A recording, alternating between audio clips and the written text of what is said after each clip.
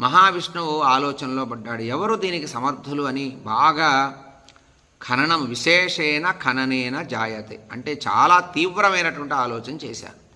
మనం కూడా ఒక మంచి పని చేయాలన్నప్పుడు ఎంతో తీవ్రమైనటువంటి ఆలోచన చేస్తాం. ఆ ఆలోచనలో నుండి వచ్చేటటువంటిదే ఒక కార్యం. అలాంటిదే ఈ వైఖానస మహర్షి ఆవిర్భవించడానికి కూడా కారణం. వైఖానస మహర్షి మహావిష్ణువు బాగా ఆలోచన చేస్తూ ఉన్నాడు. ఎవరు ఈ యొక్క సమాజం అనేటటువంటి ఈ జగత్తుకి మార్గనిర్దేశకులు ఎవరు లేరు కదా. నన్ను పొందేటటువంటి మార్గం చెప్పేవాళ్ళు ఎవరు లేరే.